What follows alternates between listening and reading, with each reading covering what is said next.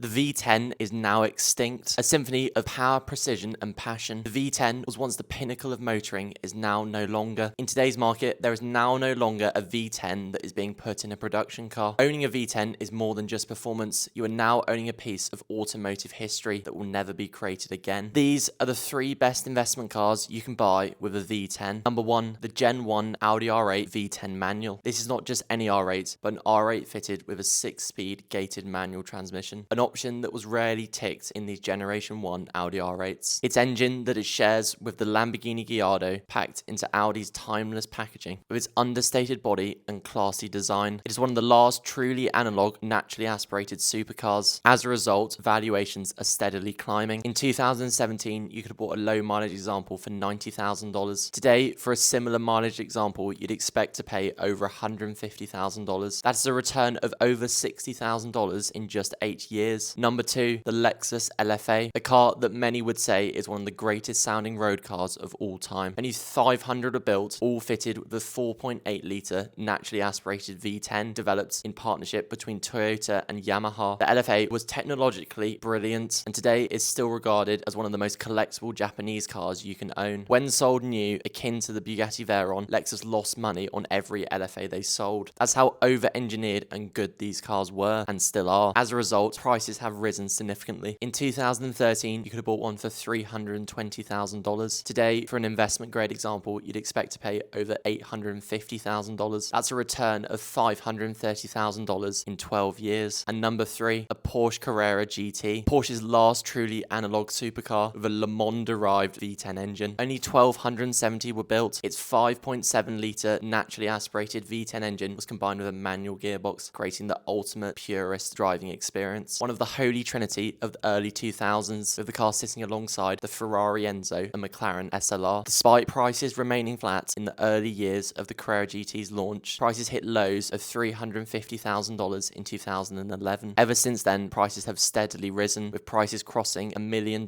in 2018. Today, for a low mileage investment grade example, you'd expect to pay over $2 million. Sadly, the V10 era is over. No manufacturers are continuing to produce V10s. This is due to regulations and emissions. Car manufacturers now producing cars in high numbers have less scope to build the cars they want to. This is a real shame, however, it is great for the investment car market. These cars are now even more desirable, and as demand continues to grow for analog pure driving experiences, prices will only continue to rise for these 3 cars. That is why these cars feature on our Investment Cars 2025 watch list, the 50 best investment cars to buy in 2025. To access the full list of cars that are set to appreciate, click the link in the description below.